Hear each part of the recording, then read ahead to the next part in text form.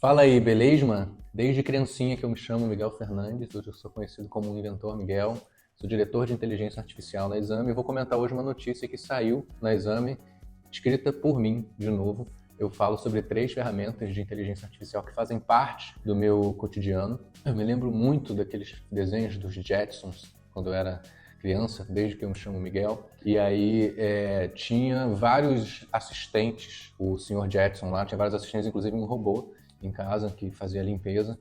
E a gente chegou nesse momento. Eu fiz esse vídeo no Instagram, o pessoal gostou, então estou fazendo aqui no YouTube uma versão estendida, falando não só de 3, como eu falo lá, mas de mais algumas. E a primeira delas se chama Taplio. Desde muito tempo que eu uso o LinkedIn, eu gosto de usar o LinkedIn, e o Taplio é muito bom justamente por isso. Sempre que alguém falar com você sobre inteligência artificial, pergunte sobre os dados. Então, quais são os dados que o Taplio usa?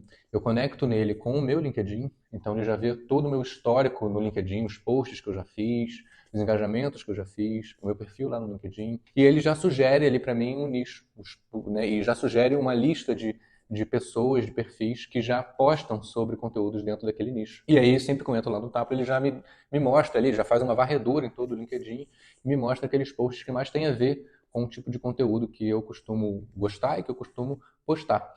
E aí eu posso selecionar, combinar, selecionar essas postagens e criar novos conteúdos, agendá-los. Então, o que eu faço todo domingo, geralmente final do domingo? Eu vou lá no Taplio, ele já filtra ali os conteúdos. Alguns conteúdos, inclusive, eu já fiz uma outra coisa legal que ele tem. Eu posso, por exemplo, pegar o link de um vídeo, subir lá o link do vídeo no Taplio e ele gera para mim o texto do post. Então eu faço isso com os vídeos que eu faço, com os artigos que eu faço também. Ele posso mandar um link de um artigo, ele faz a mesma coisa. E já agendo ali 2 posts por dia. E aí, quando chega ali na hora agendada, ele simplesmente faz a postagem ali também. E uma outra coisa legal, quando eu estou navegando pelo próprio LinkedIn, ele já sugere comentários para eu fazer, eu só edito ali o comentário, ou às vezes até me inspiro no comentário que ele sugere para fazer o meu comentário, ou simplesmente faço um comentário que eu já faria antes, só que já nos posts seleciona como se fosse uma camada a mais de inteligência, além da própria camada do próprio LinkedIn, que é muito boa. O Taplio é uma ferramenta que entrou aí na minha rotina. Uma outra, é a segunda, que eu comento também no meu artigo do exame, é a ferramenta chamada HeyGen. De novo, dados. Da onde vêm os dados do HeyGen? Eu subi para ele uma série de vídeos que eu já fiz, que eu já faço, gesticulando, falando, comentando alguma coisa. E aí ele é capaz, é como se fosse um gerador de novos vídeos meus, baseados nesses dados que eu forneci para ele, que são basicamente vídeos que eu estou falando alguma coisa. Só que ele consegue mudar a forma do meu lábio, né, o movimento do meu lábio e a minha voz. Ele faz uma dublagem da minha voz. Oi, pessoal, eu sou o Miguel. Tudo bem por aí?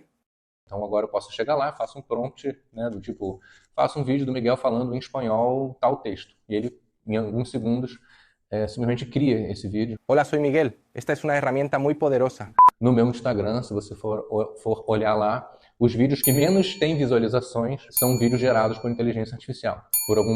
Graças a Deus, a gente ainda prefere humanos falando de verdade. Mas então tem alguns exemplos lá do HeyGen, muito interessante a ferramenta e no próprio MBA da Exame a gente usa muitos conteúdos, alguns conteúdos transacionais de interação com os alunos são gerados com esse tipo de tecnologia. A outra ferramenta, a terceira que eu vou falar, ainda vou falar uma bônus aqui nesse vídeo, para quem assistir aqui, é uma ferramenta chamada Write Sonic. Write de escrever, Sonic aquele porco-espinho azul. De novo, de onde vem os dados do Write Sonic? Vem dos textos que eu escrevi antes. Então eu já escrevi 2 livros, eu tenho blog já há muitos anos no Medium, eu tenho os meus conteúdos nas redes sociais, principalmente no LinkedIn, onde eu já escrevo há mais tempo. Então ele absorveu tudo que eu já escrevi e ele é capaz de gerar novos conteúdos usando o meu estilo literário. Então eu posso subir para ele, por exemplo, um PDF de uma pesquisa que eu li, que eu achei interessante, e peço para ele escrever um resumo. E ele escreve esse resumo como se fosse eu. Não fica perfeito, não fica perfeito, preciso fazer um monte de ajuste, preciso fazer um monte de ajuste, mas, de fato, é uma ferramenta que me ajuda muito. Me ajuda muito a não ter mais uma dificuldade que eu costumo ter na hora de fazer texto, a página em branco. Não existe mais página em branco, eu já tenho sempre algo onde eu vou mais lapidando do que propriamente partindo da página em branco, que é o que dá mais trabalho.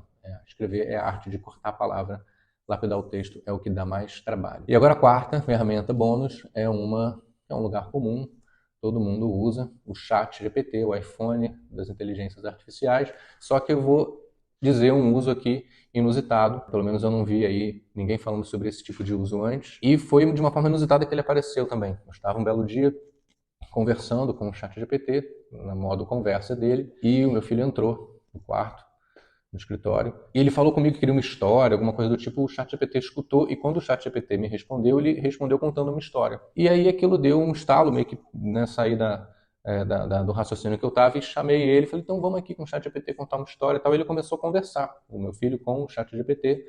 A gente tinha acabado de assistir João e o Pé de Feijão no teatro, e o meu filho falou, olha, faz uma história do João Pé de Feijão, do papai subindo uma árvore com um lobo, inventou um negócio. O ChatGPT foi e contou a história, ele ficou imediatamente concentrado naquela história. No final da história, o ChatGPT ainda perguntou, você quer acrescentar um novo personagem? Você gostou da história? E meu filho falou, eu quero acrescentar o Tomás, amiguinho dele da escola. E aí o ChatGPT foi e criou uma nova história, e desde então, muitas vezes, o meu filho pede, eu quero criar uma história, e fica ali interagindo com essa inteligência artificial, criando histórias. Quem sabe um dia alguma delas ainda é publicada. A gente quer que você fale em português e conte uma história para o Joaquim, que tem 5 anos. Uma história sobre o que, Joaquim? Com queijo. Com queijo, uma história com queijo. Era uma vez, em uma pequena cidade na França, um queijo mágico chamado Quentin. Quentin? Ele não era um queijo comum. Ele podia falar e se mover sozinho. Um queijo que falava. Quentin decidiu que queria explorar o mundo. Ele rolou para fora da loja de queijos e começou sua aventura. E aí me pergunto, né, quem é o autor dessa história? O ChatGPT? Não sabemos ainda, mas é uma questão, né, para a geração deles. Então esse foi o meu vídeo comentando uma notícia dessa semana. Se você quiser ler a notícia completa, vai lá no site da Exame, exame.com/inteligência artificial. E se tem alguma dessas ferramentas que você quer que eu explore um pouco mais no próximo vídeo, comenta aí. Se tem alguma outra ferramenta, comenta aí também, que a gente conversa na próxima semana. Valeus, abraço.